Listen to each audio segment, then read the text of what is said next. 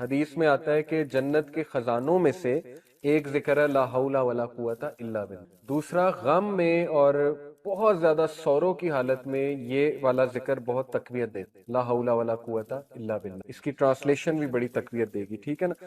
اس سے ثابت ہی ہوتا ہے کہ اے اللہ، وہ کہنا یہ چاہ رہے ہیں کہ اے اللہ میری کنڈیشن تب تک چینج نہیں ہوگی جب تک آپ کی طرف سے مجھے ہیلپ نہیں آئے، یعنی اپنے آپ کو بندہ فل بے بس شو کرے اور اللہ تعالیٰ پہ ریلائی کرے، یہ ہے اللہ پہ کانفیڈنس، ٹھیک ہے نا۔ ہوتا کیا ہے کہ ہم سب سے شیئر کر کے پھر اللہ کے پاس جاتے ہیں، تو ظاہر ہے اللہ کو، اللہ کی غیرت ہے، اللہ کو شاید برا بھی لگتا ہو کہ یہ دیکھو سب سے شیئر کر کے اب میرے پاس آ گیا۔ تو ریلائنس تو یہ، کانفیڈنس تو یہ کہ جب حادثہ ہوا ہے سب سے پہلے کہاں شیئر کیا؟ اللہ تعالیٰ، باتیں کی ہیں اللہ تعالیٰ سے، نوٹس لکھا کریں، نوٹ پیڈ لکھا کریں، اللہ سے گفتگو کیا کریں، سارا اپنا دل کھولا کریں اللہ کے آگے، اس کو عادت بنائیں، یہ بہت امپاورنگ چیز، ٹھیک ہے نا۔ اور یاد رکھیں کہ دیکھیں جیسے حدیث میں آتا ہے نا کہ جب بندہ سورہ فاتحہ کی تلاوت کرتا ہے اللہ رپلائی کرتا ہے، اللہ کہتا ہے کیا میرا بندہ ایکنالج کر رہا ہے کہ میں گناہوں کو معاف کرنے والا ہوں؟ تو جا میں نے اسے معاف کیا۔ سملرلی آپ سوچیں کہ جب انسان غم کی حالت میں ڈائریکٹ اللہ کے پاس جاتا ہے تو اللہ تعالیٰ ضرور فرشتوں کو، میرا ایمان ہے، کہتے ہوں گے کہ یہ دیکھو کتنا اسے مان ہے اپنے رب پہ، ڈائریکٹ میرے پاس آئے، ٹھیک ہے نا۔ تو پھر اللہ اسے کافی ہو جاتا ہے۔ یہ حدیث میں آتا ہے کہ جو گمان اللہ کے بارے میں ہم کریں گے وہ پھر اسی طرح اللہ پیش آئے گا۔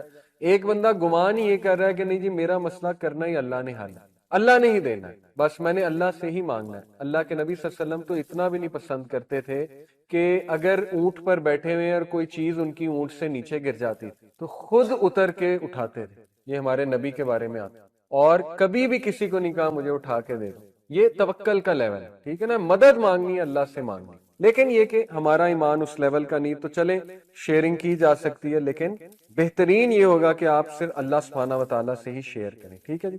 تو اس دعا کے بعد اور ایک میں آپ کو بات بتاؤں کہ یہ دعا انسٹنٹ قبول ہوئی، اس لیول کی اللہ کی مرسی انسٹنٹ قبول۔ فرشتے آئے، انہوں نے کہا کہ جبرائیل علیہ السلام آئے، انہوں نے کہا کہ جی میرے ساتھ یہ پہاڑوں کا فرشتہ ہے، حکم کریں، بتائیں جی کہ یہ پہاڑوں کے درمیان اس بستی کو کچل دے یہ فرشتہ۔ تو اللہ کے نبی صلی اللہ علیہ وسلم نے کہا کہ نہیں، ان کی آل اولاد میں سے کچھ ایسے لوگ آئیں گے جو شاید اسلام قبول۔ تو اس کا مطلب انسٹنٹ دعاز قبول ہوتی ہیں، اس میں ہمارا ایمان ہونا چاہیے۔ اللہ انسٹنٹ ریلیف دیتا ہے اگر وہ حق ادا کیا جائے، اللہ کو اس طرح سے پکارا جائے، بالکل آتا ہے انسٹنٹ ریلیف، ٹھیک ہے نا۔ اس دعا میں بہت ہوپ ہے۔ انسٹنٹ ریلیف آیا اللہ کے نبی کو، کیسے؟ اللہ کے نبی صلی اللہ علیہ وسلم ایک درخت کے نیچے بیٹھ کے رو رہے تھے، یہ دعا اللہ کے نبی صلی اللہ علیہ وسلم نے ایک درخت کے نیچے کی، ٹھیک ہے نا۔ اب اس جگہ ایک مسجد ہے، مسجد عدس کہتے ہیں اسے۔ عدس کون تھا؟ اتبا اور شیبہ، یہ جو دو بھائی تھے۔ اتبا جو ہے میں نے آپ کو بتایا نا ابو حذیفہ کے والد تھے اور ہند کے والد تھے اتبا۔ اتبا اور شیبہ اس وقت طائف میں موجود تھے، اس جگہ موجود تھے، اور اتبا اور شیبہ کے وہاں پہ باغات تھے۔ یہ دونوں بھائی ہیں اتبا اور شیبہ۔ اتبا جو ہے جنگ بدر میں مارا گیا تھا، ٹھیک ہے نا۔ شیبہ یہ میرے خیال مسلمان ہو گئے تھے، اینی وے۔ تو یہ دونوں نے جب دیکھا کہ ان میں تھوڑی سی سمپتھی آئی، انہوں نے دیکھا کہ یہ تو ہمارے بندے کو اس طرح سے انہوں نے مارا ہے، تو تھوڑی سی ظاہر ایفیلیشن ہوتی ہے اپنے بندوں کے ساتھ، تو ان کی غیرت جاگی۔ انہوں نے کہا کہ نہیں ہم اس کی مدد کریں گے۔ تو انہوں نے کیا کیا، ان کا ایک غلام تھا عدس، کرسچن تھا، عدس کے ہاتھوں انہوں نے کیا کیا کہ انگور کے جو ہے وہ باغات تھے غالباً، وہاں انگور کے کچھ جو ہے وہ وہاں پر بھیجے انہوں نے۔ تو انگور ظاہر ہے یہ اللہ کا بڑا ایک آپ کو پتہ ہے نعمت بھی ہے اور بڑا مزے کا فروٹ ہے، اس کو کھانے سے انسٹنٹ گلوکوز لیول بھی آپ ہوتا ہے۔ تو یہ اللہ کی طرف سے ایک ریلیف فوراً آیا کہ دیکھو وہ لوگ مشرک بھی ہماری جو ہے وہ ہیلپ کے لیے اللہ تعالیٰ نے ان کے تھرو انگور بھیجے۔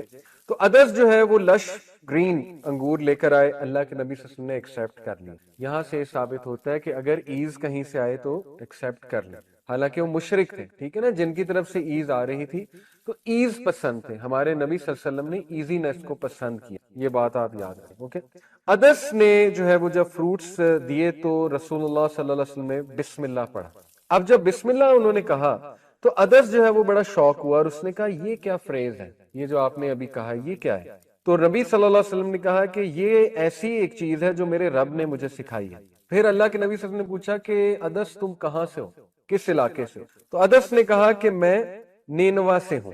نینوا اس کا تلفظ ہے NINEVEH۔ نینوا جو ہے یہ عراق کی ایک سٹی ہے، پرانی سٹی ہے۔ تو رسول اللہ صلی اللہ علیہ وسلم نے اسمائل کیا اور کہا یوسف ابن متا یعنی ان کی سٹی سے ہو، یوسف ابن متا کی قوم سے ہو، ان کی سٹی سے ہو، یونس ابن متا، حضرت یونس کی بات ہو، حضرت یونس جو ہے وہ نینوا کے علاقے میں آئے۔ ادس اتنا شوق ہوا اور اس نے کہا کہ یونس کا آپ کو کیسے پتا ہے؟ یہ تو کسی کو نہیں پتا ہے، عربز کو تو یونس کا دور دور تک نہیں پتا، ٹھیک ہے نا، عربز پہ تو کبھی کوئی نبی آیا ہی نہیں، نہ جو ہے اتنا نالج شاید بنی اسرائیل کو بھی نہ ہو، لیکن آپ کو کیسے یونس کا پتا ہے؟ تو اللہ کے نبی صلی اللہ علیہ وسلم نے کہا وہ میرے بھائی ہیں اور میں ان کا بھائی ہوں، اور ہم دونوں اللہ کی طرف سے نبی ہیں۔ یہ سنتے ہی ادس نے رسول اللہ صلی اللہ علیہ وسلم کے پیر مبارک چومنا شروع، فیٹ چومنا شروع کی ادس نے، اور ادس نے کلمہ پڑھا۔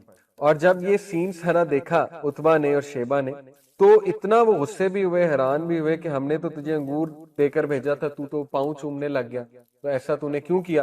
تو اس نے جواب دیا کہ او مائی ماسٹرز، اے میرے masters, there is no one on earth better than this man since he is a prophet as he told me things only a prophet can know۔ اس انسان نے مجھے وہ بات بتائی جو صرف انبیاء کو پتا ہے، جو نبی ہی جان سکتے ہیں۔ تو ادس نے رائٹ دین جو ہے وہ اسلام قبول کر لیا۔ یہ انسٹنٹ ریلیف ہے کہ محمد صلی اللہ علیہ وسلم آپ کی محنت رنگ لائی ہے۔ اگر اس بستی نے ریجیکٹ کیا ہے تو یہ دیکھ لیں ریلیف بھی آ گیا۔ اوکے، تو انسٹنٹ ریلیف پہ بلیف رکھیں، انسٹنٹ ریلیف پہ ایمان رکھیں، لوگوں کے ساتھ کمپیریزنز نہ کریں، اس کو تو انسٹنٹ ریلیف نہیں آیا تھا، وہ تو کب سے دعا کر رہا ہے، یہ ہو گیا، نہیں، ہر ایک کا کیس ڈیفرنٹ ہے، پتہ نہیں اس نے کیسے دعا کی تھی۔ آپ انسٹنٹ ریلیف پہ توکل رکھیں، آئے گا، اللہ تعالیٰ دے گا، میرا رب کہیں نہ کہیں سے انتظام جو ہے وہ ضرور کرے گا۔ اس کے بعد نبی صلی اللہ علیہ وسلم نے خود بتایا کہ اللہ کے نبی صلی اللہ علیہ وسلم جو ہے وہ چلتے گئے اور ہی ریچڈ کرن المنازل۔ کرن المنازل یہ وہاں کا میقات ہے، طائف سے تھوڑا سا آپ آگے جائیں، یہ میقات سمجھتے نا جہاں سے احرام باندھا جاتا ہے، ٹھیک ہے، یہ وہاں پہ اس وقت میقات ہے۔ اور اللہ کے نبی صلی اللہ علیہ وسلم نے اوپر دیکھا تو اوپر ایک کلاؤڈ تھا جو اللہ کے نبی صلی اللہ علیہ وسلم کو شیلٹر دے رہا تھا۔ اگین انسٹنٹ ریلیف، ٹھیک ہے نا، اللہ کی طرف سے میسج آ گیا کہ وَلَسَوْفَ يُؤْتِيكَ رَبُّكَ فَتَرْضَىٰ، تیرا رب تجھے جلدی راضی بھی کر دے گا۔ تو انسٹنٹ وہ جو کلاؤڈ دیکھا وہ شیلٹر دے رہا تھا، اور پھر انہوں نے دیکھا کہ جبرائیل علیہ السلام تھے، اور انہوں نے پھر یہ ساری کنورسیشن کی کہ ماؤنٹینز کا فرشتہ میرے ساتھ ہے۔ جو حالات ہیں obviously ان سے کوئی بھی اس وقت بے خبر نہیں ہے۔ I am talking about over all جو ایک امہ پہ کرائسس چل رہا ہے، اور اس وقت جو صورتحال ہے غزہ میں، اور پھر رفح کو لے کے بھی جو صورتحال ہے، کرنٹ افیئرز ہمارے سامنے ہیں کہ ہم سب ایک کرائسس سے گزر رہے ہیں، اور مختلف آراء ہمارے سامنے آ رہی، اور I am talking about the issue, یہ جو غزہ کا ایشو ہے، رفح کا ایشو ہے، ابھی رفح پہ جو انہوں نے حملہ کیا آپ کے سامنے ہے، اور جو پلانز ہیں ان کے دے آر کرسٹل کلیئر۔ تو ظاہر ہے کہ ایک بے بسی اور بے حسی دونوں چیزیں نظر آتی ہیں when we look at the امہ، اور ایک عام آدمی جو ہے وہ پریشان بھی ہے کہ میں کیا کروں، میں کیا کر سکتا ہوں، اور ہر بندہ یہ جاننا چاہتا ہے کہ میرا کیا رول ہے، اور ہمیں سب کو ڈرنا بھی چاہیے اس حوالے سے کہ ہم سے بھی سوال ہو سکتا ہے۔ خصوصاً ان لوگوں کو بہت ڈرنا چاہیے جو کسی نہ کسی ذمہ داری کی پوزیشن پہ ہیں، جو کچھ کرنے کی پوزیشن میں ہیں، انہیں زیادہ ڈرنا چاہیے۔ اللہ تعالیٰ سب کو ہدایت دیں، اللہ تعالیٰ ہم سب کو بے حسی اور بے بسی سے نکالیں۔ لیکن تھوڑا سا میرا اس پہ ویو یہ ہے کہ چونکہ یہ ڈیمیج ایک دم نہیں ہوا ہے، it took a lot of years امت کو یہاں تک آتے آتے، اور کرنٹلی جو اس وقت دیکھنے کو مل رہا ہے، جو بربریت ہمیں دیکھنے کو مل رہی ہے، اور جس دھڑلے سے اس وقت ظاہر ہے دشمنان اسلام جس طرح سے پلانز کر کے بہت دھڑلے کے ساتھ مسلمانوں پہ all over the world, Gaza کا ایشو تو بہت امپورٹنٹ ایشو ہے، فلسطین کا ایشو بہت امپورٹنٹ ایشو ہے، موسٹ امپورٹنٹ ہے اس وقت، لیکن آل اوور دا ورلڈ بھی اگر ہم دیکھیں تو مسلمانوں پہ جس طرح سے ظلم ہو رہا ہے اس وقت، اور جس طرح سے ظاہر ہے کہ اس وقت بیچارگی کی حالت ایک نظر آتی ہے، اوور آل مسلم امہ کو دیکھا جائے یونٹی نظر نہیں آتی، اور کوئی ایکشن پلان نظر نہیں آتا ہے، تو یہ بات درست ہے کہ ایک عام آدمی فرسٹریٹڈ بھی ہے، سلوشن بھی جاننا چاہتے ہیں۔ میں انشاءاللہ اپنی سمجھ کے مطابق کچھ بات یہاں پہ آج کروں گا، بہت امپورٹنٹ بات ہے کہ میں کیا سمجھتا ہوں کہ کس طرح سے ہم انشاءاللہ ایز این انڈیویجول، ابھی میں ایز این انڈیویجول بات کرنے لگوں کہ ایز این انڈیویجول ہم کیا پلاننگ کر سکتے ہیں، کیپنگ ان مائنڈ جو کرنٹ سینیریو چل رہا ہے اس کے حوالے سے۔ باقی جو آرگنائزیشن اس حوالے سے کچھ بھی کام کر رہی ہے، چاہے وہ سیاسی طور پہ کام کر رہی ہے، چاہے وہ علمی طور پہ کام کر رہی ہے مسلم امہ کے اپلفمنٹ کے لیے، اور اس ایشو کو اٹھانے کے لیے، غازہ کے ایشو کو اٹھانے کے لیے آواز اٹھا رہی ہے، تو آپ ضرور ان کا ساتھ دیں، ان کو سپورٹ کریں فلی، ڈیفینیٹلی۔ میں جو اپنے خیالات کا اظہار کرنے جا رہا ہوں آج انشاءاللہ، وہ اس حوالے سے کہ ایک انڈیویجول فی الحال کس طرح سے پلان آؤٹ کر سکتا ہے کہ فیوچر جو ہماری جنریشن ہے، اور اوبیسلی جو پریزنٹ بھی ہے، اس وقت جو پریزنٹ بھی ہے، اس میں ایک ویژنری مسلمان اور ایک ایسے افراد تیار کیے جائیں جو انشاءاللہ آنے والے دور کے مزید جو چیلنجز ہے، کیونکہ احادیث کی روشنی میں وہ چیلنجز کا دور شروع ہو چکا ہے، اللہ معاف کرے آگے وارز کا دور آنے والا ہے، احادیث بہت کلیئر کٹ ہیں اس میں، and this is just the beginning.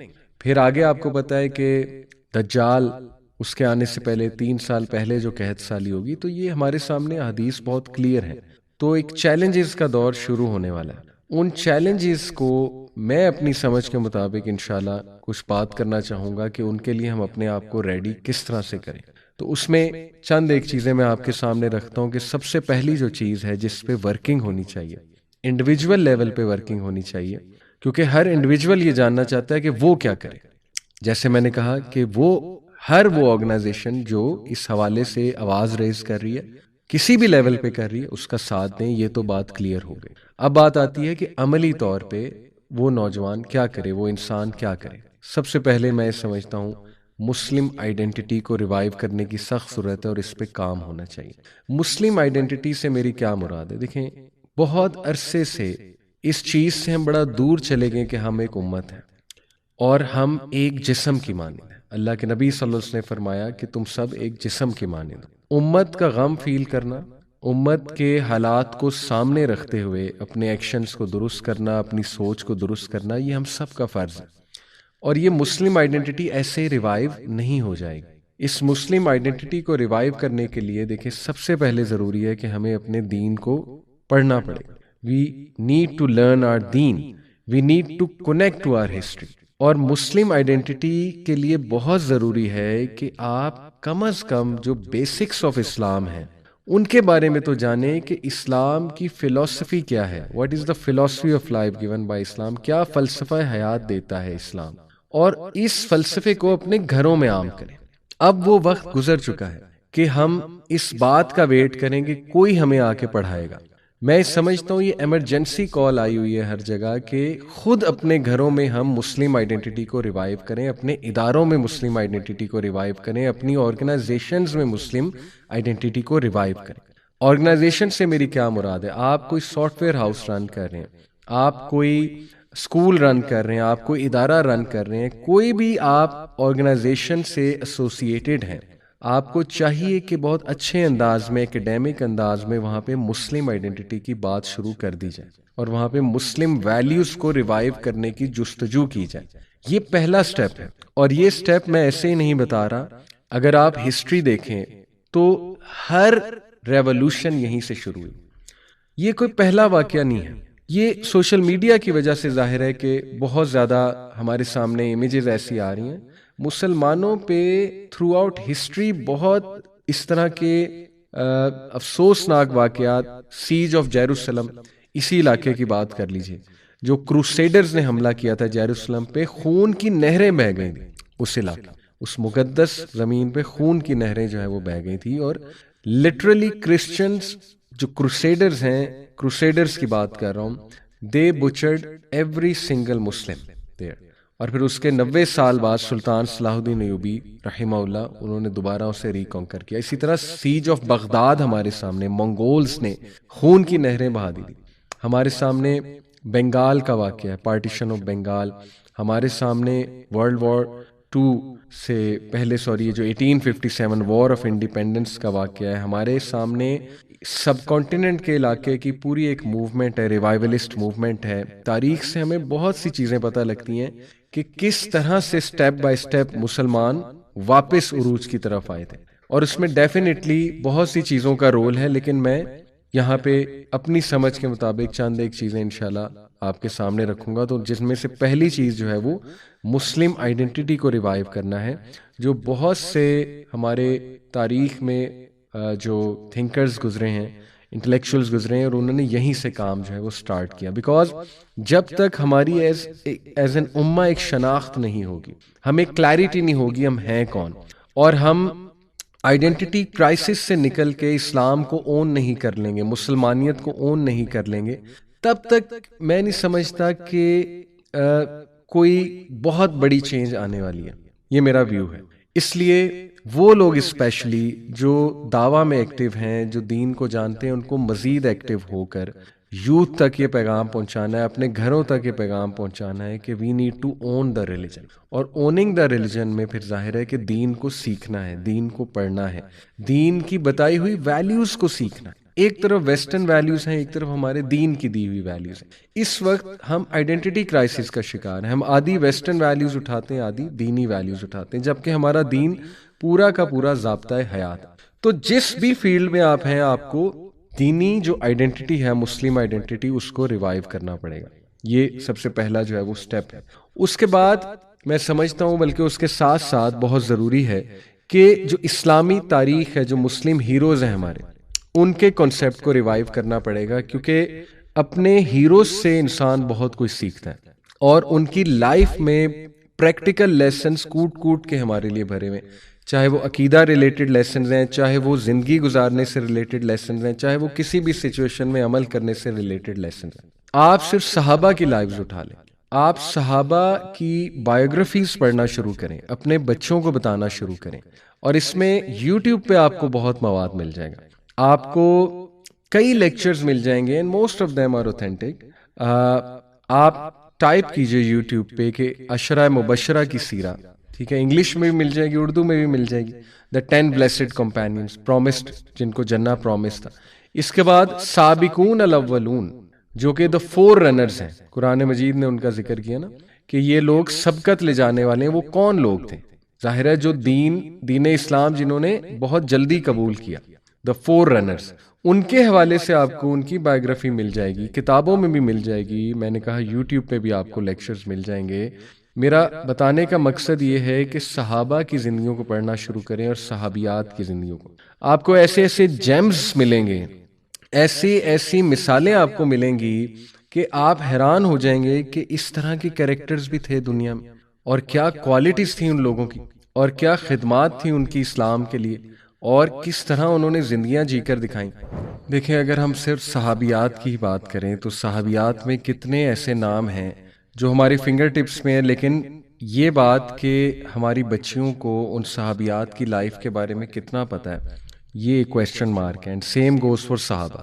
ہماری فنگر ٹپس پہ کم از کم 10-12 صحابہ کے نام تو ہر مسلمان کو پتہ ہے، لیکن ان کی خدمات کیا تھیں اور انہوں نے زندگی کس طرح سے گزاری، اس کے بارے میں ہم بلینک. حضرت فاطمہ رضی اللہ عنہ، حضرت عائشہ صدیقہ رضی اللہ عنہ، حضرت خدیجہ رضی اللہ عنہ، اسی طرح نبی صلی اللہ علیہ وسلم کی باقی جو وائفز ہیں، ام سلمہ رضی اللہ عنہ، حضرت زینب، اسی طرح حضرت عاتقہ، بہت بڑا نام ہے اسلامی تاریخ میں، وائف آف مارٹرز انہیں کہا جاتا تھا، شہداء کی وائف. تو بے شمار نام ہیں، لیکن وٹ ایگزیکٹلی کس طرح سے انہوں نے زندگی گزاری. نبی صلی اللہ علیہ وسلم کی جو پھپھو تھیں حضرت صفیہ رضی اللہ تعالی عنہ. تو جب ہم انشاءاللہ ان کیریکٹرز کے بارے میں پڑھنا شروع کریں گے انٹریسٹ لے کے، تو آپ دیکھیں گے کہ انشاءاللہ ہمارا ایمان بھی بوسٹ رہے گا، کیونکہ ایمان کو تقویت ملتی ہے، انسان کو تقویت ملتی ہے رول ماڈلز کو پڑھ کے. دوسرا یہ کہ ہمیں ایک پراپر گائیڈ لائن مل جائے گی کہ اسلام پہ عمل کیسے کرنا ہے، اور ہم بہادر بنیں گے انشاءاللہ، ہمیں بہادری ملے گی. صحابہ میں عشرہ مبشرہ ہیں، پھر خالد بن ولید ہیں رضی اللہ تعالیٰ عنہ. کتنے ریلیونٹ ہے خالد بن ولید آج کے ٹائم میں. ابو عبیدہ بن جرح کتنے ریلیونٹ ہیں رضی اللہ تعالیٰ عنہ. زبیر بن العوام کتنے ریلیونٹ ہیں آج کی تاریخ میں. بچوں کو بتانا چاہیے کہ کس طرح سے بچپن سے ان لوگوں میں شوق تھا، کس چیز کا شوق تھا. آبویسلی ان لوگوں میں اسلام کے ریوائیول کا شوق تھا جب سے انہوں نے دین اسلام قبول کیا. صحابہ کی بات کر رہا ہوں. اور دوسری بات یہ کہ بچپن سے جو ان کی عادات، جو ان کی روٹین تھی، وہ ہمارے سامنے آئیں گی کہ کس طرز زندگی پر انہوں نے جو ہے وہ زندگی گزاری. سبحان اللہ. سو مسلم ہیروز کے کنسیپٹ کو ریوائیو کرنا یہ بہت ضروری ہے، اور یہ ساری باتیں میں آپ کو اس لیے بتا رہا ہوں کہ یہ چیزیں ہمیں اپنی روٹین میں لانی پڑیں گی. تیسری بات، ویژنری میرج پہ بہت زیادہ بات ہونی چاہیے. جتنے میرے بہن بھائی جو اس وقت سن رہے ہیں اور شادی کا ارادہ رکھتے ہیں، شادی کرنا چاہتے ہیں، تو اٹس ہائی ٹائم کہ وہ شادی کے بارے میں پڑھیں کہ میرج کیا ہے دین اسلام میں اور میرج کیوں کی جاتی ہے، اور شادی کو، یا جن کی شادیاں ہو چکی ہیں اور وہ نیولی میرڈ ہیں، وہ ضرور اس بات پہ غور کریں کہ ہم ایک ویژنری فیملی کیسے بنائیں اور ایک ویژنری میرج کس طرح سے سیٹ کریں، وہ گولز کیا ہونے چاہیے ایز ہسبینڈ وائف. کیونکہ دیکھیں فیملی سے چینج آنی، افراد فیملی سے آتے ہیں. صلاح الدین ایوبی رحمہ اللہ ایسے ہی نہیں آ گئے، اس کے پیچھے ایک فیملی کی محنت ہے اور فیملی کے پیچھے ایک سوسائٹی کی محنت ہے. ظاہر ہے وہ دور میں بھی اسی طرح موومنٹ چلی تھی کہ اسلامک امہ، جو امہ کا نیریٹو ہے وہ ریوائیو ہوا، اسلامک ہیروز کا نیریٹو ریوائیو ہوا. اور دیکھیں یہ تو وہ دور ہے کہ آگ کی طرح بات پھیلتی، سوشل میڈیا کا دور ہے، انٹرنیٹ کا دور ہے، یوٹیوب کا دور ہے. اب تو انفارمیشن بہت جلدی آگے جاتی ہے. گولڈن چانس ہے مسلمانوں کے پاس دعویٰ کرنے کا، گولڈن چانس ہے اپنی آئیڈینٹی کو آگے پھیلانے کا، ریوائیو کرنے کا، یونائٹ ہونے کا. تو اس میں بہت امپورٹنٹ ہے کہ جو لوگ شادی کرنا چاہتے ہیں، شادی کر چکے ہیں، وہ پراپرلی جانیں کہ میرج کا مقصد کیا ہے اور ہم نے ایک ویژنری فیملی کس طرح سے بنانی، ہم نے ویژنز کیا سیٹ کرنے اپنی فیملی کے. اس سے پہلے کہ ہماری اولاد ہو، ہمارے کیا گولز ہونے چاہیے، what do we need to do together as a couple. اس پہ دونوں کو آنا پڑے گا، ہسبینڈ کو بھی آنا پڑے گا، وائف کو بھی آنا پڑے گا. پھر آپ دیکھیں کس طرح ایکسپونینشل لیول پہ جو ہے وہ چینج آتی ہے. اور پھر اس میں ایک دوسرے کا ساتھ دینا بہت ضروری. میں ریکویسٹ کروں گا، اکثر ایسے ہوتا ہے کہ عورتیں بہت کچھ کرنا چاہتی ہیں، دین پہ ہوتی ہیں، ہسبینڈز اتنا ساتھ نہیں دے رہے ہوتے، اور وائس ورسا بھی ہے، ہسبینڈز بہت کچھ کرنا چاہ رہے ہوتے ہیں، وائفز ساتھ نہیں دے رہی ہوتی.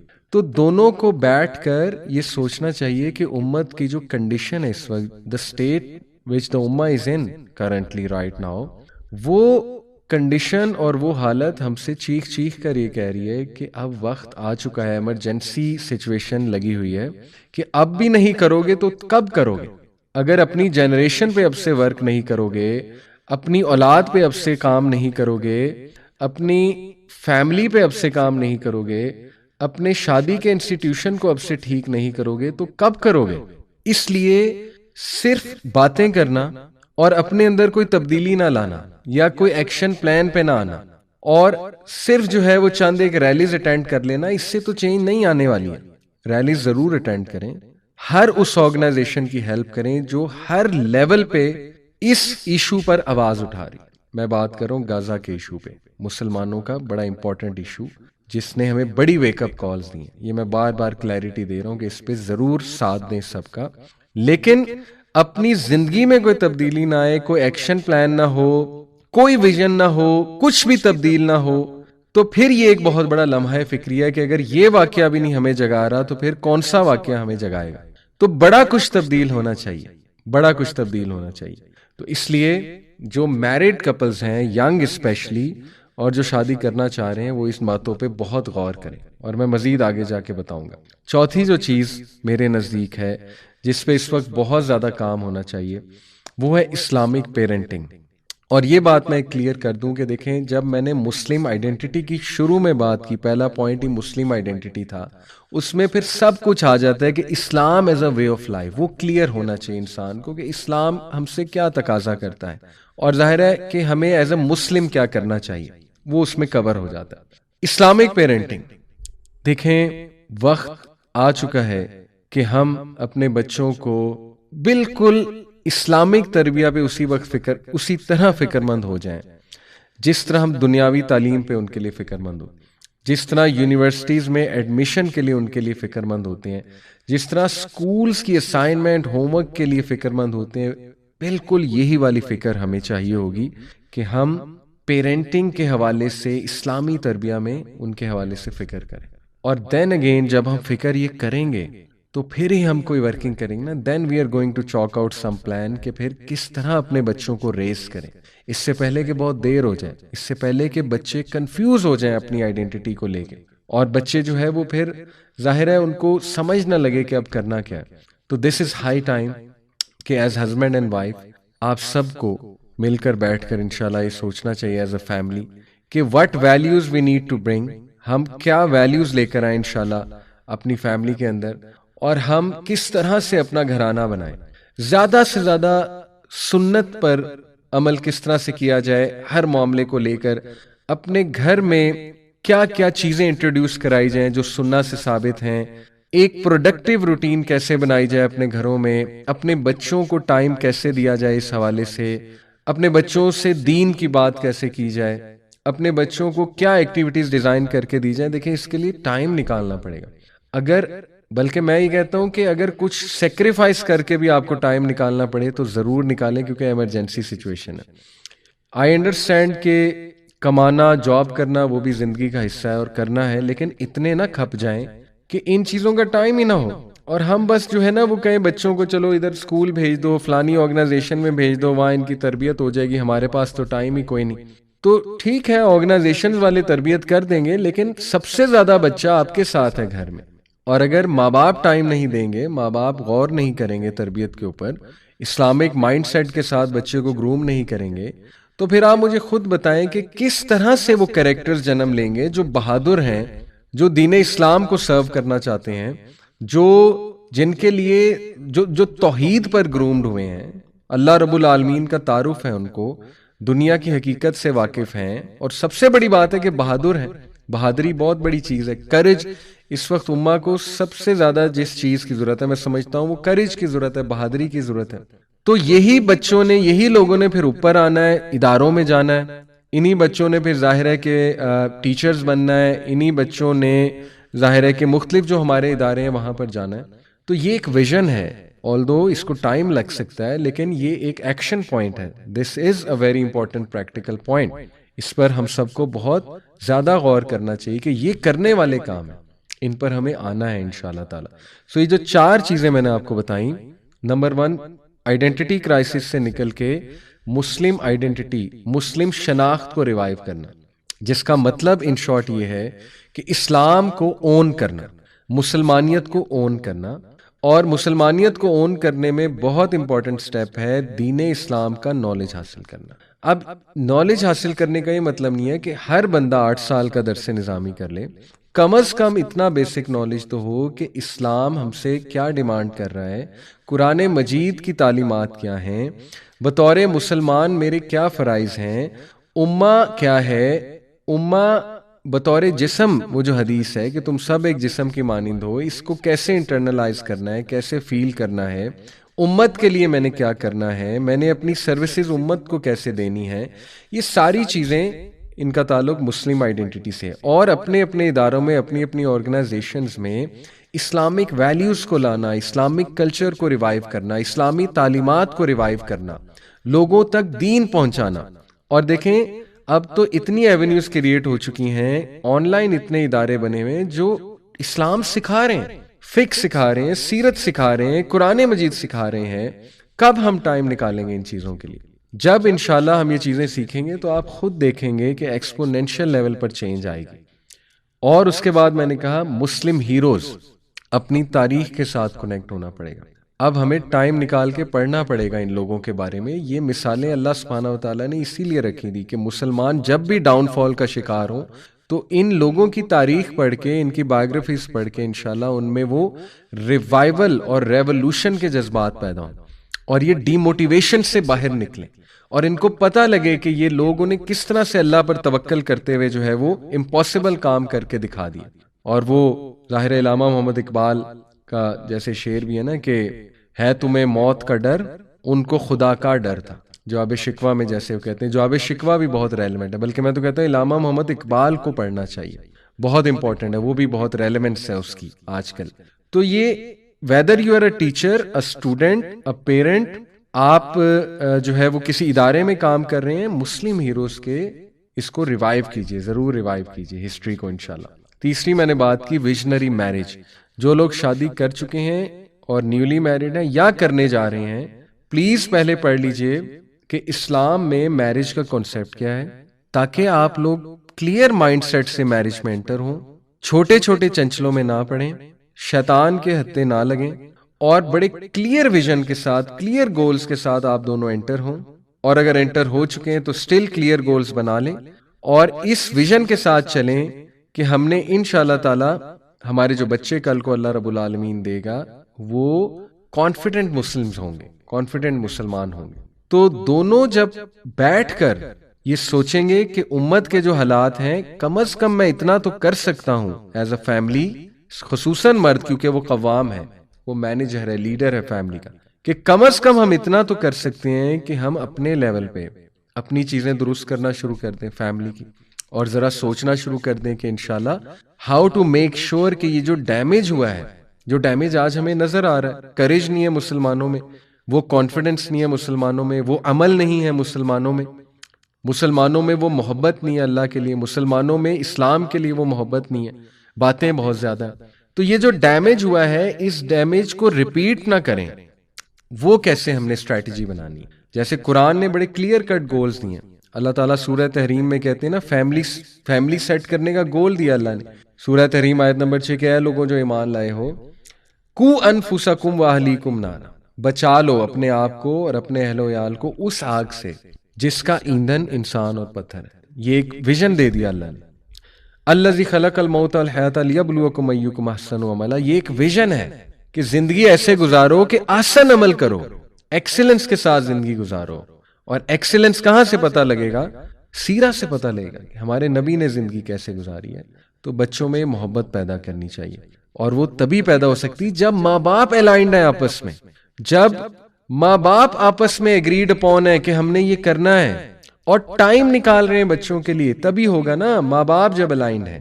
اور آخری چیز میں نے بات کی اسلامک پیرنٹنگ، جب انشاءاللہ اللہ آپ کو اولاد دے یا اگر آپ کی اولاد ہے تو ان کے بارے میں بالکل اسی طرح جس طرح ہم دنیاوی تعلیم کے لیے ان کے لیے فکر مند ہوتے ہیں، یونیورسٹی ایڈمیشنز کے لیے فکر مند ہوتے ہیں، ان کے جو ہے وہ کہ وہ ایک کامیاب انسان بن جائیں دنیاوی طور پہ، جس طرح اس حوالے سے فکر مند ہوتے ہیں، بالکل اسی طرح ہمیں فکر مند ہونا پڑے گا ان کی اسلامی تربیہ کو لے کے کہ یہ میرا بچہ مومن بن جائے، باقی انجینئر بنے، ڈاکٹر بنے، یہ ایک سیکنڈری چیز ہے، یہ ایک مومن بن جائے، اچھے انسان سے بھی اوپر کی جو ڈیفینیشن ہے، ایک بہادر انسان بنے، اور یہ دین سے محبت کرنے والا جو ہے وہ ایک انسان بنے۔ یہ چار جو ہیں میں سمجھتا ہوں گولز۔ اب ان کو کس طرح سے پریکٹیکلی ہم لا سکتے ہیں انشاءاللہ میں اس پہ بات کرنا چاہوں گا۔ تو اس حوالے سے جو میں نے ساری اوپر باتیں کی، جو ایکشن پلانز، میں سمجھتا ہوں اس وقت ایز این انڈیویجول ہمیں فوراً سے ان ایکشن پلانز پہ آ جانا چاہیے۔ اس حوالے سے انشاءاللہ میں سمجھتا ہوں بہت ریلیونٹ ہے سورہ العصر۔ دیکھیے سورہ العصر کے بارے میں امام شافعی رحمہ اللہ نے فرمایا کہ اگر یہ سورت اکیلی نازل ہو جاتی تو کافی تھی انسان کی گائیڈنس کے لیے، اور سورہ العصر میں بیسٹ گولز ہیں۔ اگر کسی نے گولز لینے کہ گولز کے ہونے چاہیے میرے لائف میں، تو وہ بیسٹ گول میکنگ کے لیے زبردست اس سے جو ہے وہ گائیڈ لائن اور کوئی نہیں ہو سکتی۔ میں آپ کے سامنے رکھتا ہوں، اعوذ باللہ من الشیطان الرجیم، بسم اللہ الرحمن الرحیم، والعصر، زمانے کی قسم، ان الانسان لفی خسر، تمام کے تمام انسان خسارے میں ہے، تمام انسانیت خسارے میں ہے، مین کائنڈ از ان لاس، الا الذین آمنوا، the first goal except those who believe۔ تو اس ثابت یہ ہوا کہ جو پہلا گول ہمیں نظر آ رہا ہے وہ ہے بلیف، اور وہ ہے ایمان۔ ایمان کیا ہے؟ ایمان کم کیسے ہوتا ہے؟ ایمان بڑھتا کیسے ہے؟ کس طرح سے میں ایمان والا بن سکتا ہوں؟ ایمان کے بینیفٹس کیا ہیں؟ ایمان کا امپیکٹ کیا ہے میری لائف میں؟ ٹھیک ہے نا، یہ بہت بڑا ٹاپک ہے، اور اس پہ انشاءاللہ میں پراپر سورہ العصر پہ پراپر بھی انشاءاللہ کروں گا پورا ایک lecture, but in short the first one is ایمان۔ دیکھیں یہی coming back to the same discussion کہ جب ایمان والے انشاءاللہ ہوں گے، ہمارے بچوں میں وہ ایمان ہوگا، وہ جذبہ ہوگا امت کو لے کے، دین کو لے کے، تو پھر حالات بہت مختلف ہوں گے، پھر انشاءاللہ وہ مسلم ہیروز ضرور پیدا ہوں گے جو تاریخ میں بھی دیکھنے کو ملے ہیں۔ So all of us need to chalk out a plan کہ اپنے ایمان کو محفوظ کیسے کرنا ہے، بلڈ کیسے کرنا ہے، اور it all starts by actually reading کہ ایمان ہے کیا، ایمان کے تقاضے کیا ہیں۔ تو دس از دا فرسٹ گول، یعنی آپ نے جو اپنی روٹین بنانی ہے وہ اس طرح سے ڈیزائن کریں کہ اس میں ایمان کو بڑھانے والے اعمال ہوں، نہ کہ ایمان کو کم کرنے والے اعمال ہوں۔ فار ایگزامپل ایسی کتابیں پڑھی جا سکتی ہیں روٹین میں جو ایمان کو بوسٹ کرنے والی ہیں۔ اللہ رب العالمین کے بارے میں پڑھیں، آپ کا ایمان بوسٹ ہوگا کہ ہو از اللہ، سبحان اللہ۔ جب آپ قرآن کی آیات، قرآن سے زیادہ اور کیا آپ کو چاہیے ایمان بوسٹ کرنے کے لیے؟ قرآن کی آیات ایمان بوسٹ کرتی ہیں انسان کا ایمان بوسٹ ہوتا ہے آخرت کو لے کے، انسان کا ایمان بوسٹ ہوتا ہے اکاؤنٹیبلٹی کو لے کے، نماز ایمان کو بوسٹ کرنے والی ایکٹیویٹی ہے. اسی طرح کوئی موٹیویشنل ایمان بوسٹر لیکچر یا ریمائنڈر سن کے ایمان بوسٹ ہوتا ہے. تو کوشش کریں کہ اپنے دن کا بھی آغاز اور دن کا اختتام یہ دونوں ایمان بوسٹنگ چیزوں سے کریں. دن کا آغاز بھی اور دن کا اختتام بھی ایمان بوسٹنگ چیزوں کے ساتھ کریں. نمبر 2 گول، اور یہ بھی یاد رکھیں کہ وہ چیزیں جو ایمان کو ڈیمیج کرنے والی ہیں وہ اوائڈ کرنی پڑیں گی. اور سر فہرست ان چیزوں میں میوزک لٹرلی ایمان کو ڈیمیج کرتا ہے. جو لیرکس ہیں، دا کائنڈ آف لیرکس، پھر وہ ظاہر ہے اوور آل جو انڈسٹری ہے، بری کمپنی ایمان کو ڈیمیج کرتی، بد نظری ایمان کو ڈیمیج کرتی ہے. ہو سکتا ہے آج کے دور میں بھی ایمان سیو کیا جا سکتا ہے. میں کئی نوجوانوں کو جانتا ہوں جو کر رہے ہیں الحمدللہ. دوسرا گول، وَعَمِلُوا الصَّالِحَاتِ and good deeds. Righteous good deeds کیا ہیں؟ اب آپ کی جو روٹین بننی چاہیے، نمبر 1 وہ روٹین ایسی ہونی چاہیے کہ اس میں ایمان انشاءاللہ برقرار رہے، بوسٹ رہے. اور ہاں ایمان کم ڈاؤن ہوتا رہتا ہے، پرفیکشن ہم سے ڈیمانڈڈ نہیں ہے، ہم سے ڈیمانڈڈ ہے ایفرٹ کرنا. کم از کم اس روٹین میں یہ جھلک تو نظر آ رہی ہے کہ یہ لوگ ایمان کے لیے کام کر رہے ہیں. انہوں نے ایسی ایکٹیویٹیز کچھ رکھی ہوئی ہیں اپنی روٹینز میں کہ جس سے ایمان انشاءاللہ ان کا بلڈ ہوگا. اور پھر عمل صالح، آپ کی روٹین میں عمل صالح میکسیمم ہونی چاہیے، جن میں نماز ہے، نماز عمل صالح ہے، وقت پہ نماز پڑھنا. اب دیکھیں فجر پہ کتنے لوگ آتے ہیں، فجر کی نماز پہ کتنے لوگ جماعت سے آتے ہیں. اس سے بڑا عمل صالح کیا ہے؟ اپنی نیند کو سیکریفائس کر کے اٹھنا. یہ ایک جیسچر ہے کہ ہم اللہ سے محبت کرتے ہیں، فجر کی نماز پڑھنا. اور یہ آپ کے ایمان کی دلیل ہے. وہی بندہ آ جاتا ہے نا مسجد تک جس میں کچھ ایمان ہے، ظاہر ہے جو اللہ سے محبت کرتا ہے وہی آتا ہے نا. تو گڈ ڈیڈز میں سر فہرست باجماعت نماز مین کے لیے، اور وقت پہ نماز اوور آل بوتھ جینڈرز کے لیے. اس میں پھر ذکر اذکار ہیں گڈ ڈیڈز میں. اس میں گھر والوں کے کام آنا ہے، اس میں معاشرے میں کسی کا ہاتھ بٹانا، وہ گڈ ڈیڈز ہیں. اس میں چیریٹی ہے. تو پوری لسٹ ہے گڈ ڈیڈز کی. تو ان گڈ ڈیڈز کو اپنی زندگی میں لے کر آنا اور اگین ایفرٹ کرنا. پرفیکشن دین اگین بینچ مارک ٹاپ کا ہی ہونا چاہیے، بینچ مارک کو ہی فالو کرنا چاہیے، لیکن جتنا انشاءاللہ اپنی استطاعت کے مطابق ریگولرلی کنسسٹنٹلی اچھے اعمال کر لیے جائیں تو وہ زیادہ بہتر ہے. چاہے وہ کم ہو لیکن کنسسٹنٹ ہو. اصل بات تسلسل کی ہے. اور کئی ایسے نیک اعمال کی آپ کو لسٹ مل جائے گی جو ٹائم بہت کم لیتے ہیں لیکن ان کا ریوارڈ بہت زیادہ ہے. جیسے اللہ کے نبی صلی اللہ علیہ وسلم نے فرمایا 100 بار سبحان اللہ و بحمدہ کہنا، اس سے چاہے آپ کے سمندر کی جھاگ کے برابر بھی گناہ ہے وہ معاف ہو جاتا ہے. لیکن کانشیسلی کہنا، یعنی کہ ترجمے پہ غور کرتے ہوئے اور اٹینٹیولی کہنا. استغفار 100 ٹائم استغفار کتنا ٹائم لیتا ہے؟ بہت کم، مے بی 3-4 منٹس. لیکن اس کا آؤٹ کم رزق بڑھتا ہے. اللہ تعالیٰ آپ کی مشکلیں آسان کرے گا، اللہ تعالیٰ آپ کو مصیبتوں سے نجات دے گا. تو ایسے اعمال ڈھونڈیں، ایفیشنسی کی طرف آئیں جو کرنے میں ٹائم کنزیومنگ شاید اتنا ٹائم نہیں لیتے لیکن ریوارڈ بہت زیادہ ان کا. Smart working, right. چلتے پھرتے ذکر از اے گریٹ ڈیڈ، بہت اچھا عمل ہے. اور سب سے احسن عمل میں جو لسٹ میں ٹاپ پہ آتا ہے نماز کے ساتھ، وہ ماں باپ کے ساتھ حسن سلوکی. تو یہ سارے جو اعمال ہیں یہ ہماری لسٹ میں ہونے چاہیے when it comes to obviously routine making, good deeds, عمل صالح. اور اس کے بعد وتواصوا بالحق کی exhorting one another to truth. اس میں دعویٰ ہے کہ چلتے پھرتے نیکی کا حکم دینا، جسٹس کا حکم دینا، حق بات کرنا، حق کی تبلیغ کرنا، جس طرح کر سکتے ہیں. ضروری نہیں ہر بندہ پبلک سپیکر بن جائے، بہت بڑا دائی بن جائے. کسی بھی طرح کر سکتے ہیں. کسی کو کوئی بک گفٹ دے کے کر سکتے ہیں دین کی تبلیغ، کسی کو کوئی اچھی بات کر کے کر سکتے ہیں، مسکرا کے کر سکتے ہیں، اپنے اخلاق سے کر سکتے ہیں، اپنے کردار سے کر سکتے ہیں.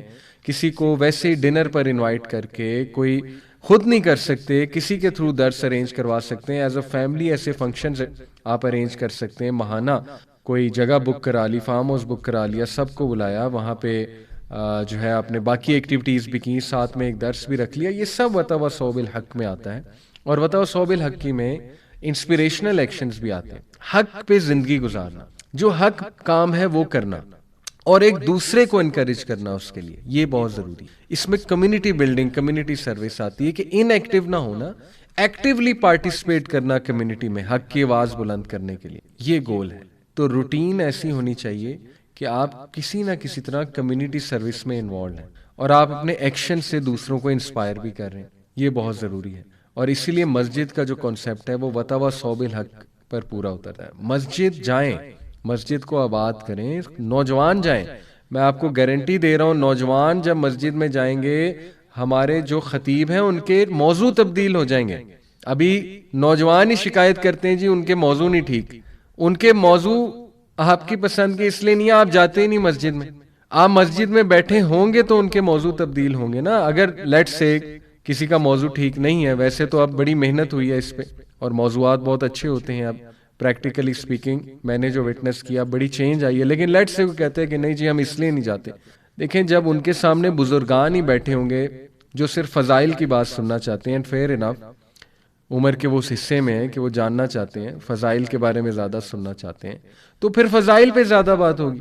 نوجوان سامنے بیٹھے ہوں گے خطبے میں, پہلی صف میں نوجوان ہی نوجوان ہے, تو خطیب کے ٹاپکس بدل جائیں گے, میں آپ کو گارنٹی دے رہا ہوں. تو اس لیے اپنی مسجد کو آباد کریں, وتواصوا بالحق, اور انوالو ہوں دعویٰ میں ایکٹیولی کسی بھی شکل و صورت میں, اور کمیونٹی سروس میں انوالو ہوں انشاءاللہ. اینڈ وتواصوا بالصبر, چوتھی چیز پیشنس, ایک دوسرے کو پیشنس پہ ایگزورٹ کرتے ہیں, صبر پہ ایگزورٹ کرتے ہیں. اور یہ خاندان میں یعنی آپس میں ایک دوسرے کو صبر کی تلقین کرنا, ایز اے فیملی ایک دوسرے کو صبر کی تلقین کرنا, خود اپنے اندر صبر لے کر آنا. صبر پھر ہر چیز میں, ہر ایکشن میں صبر ہے.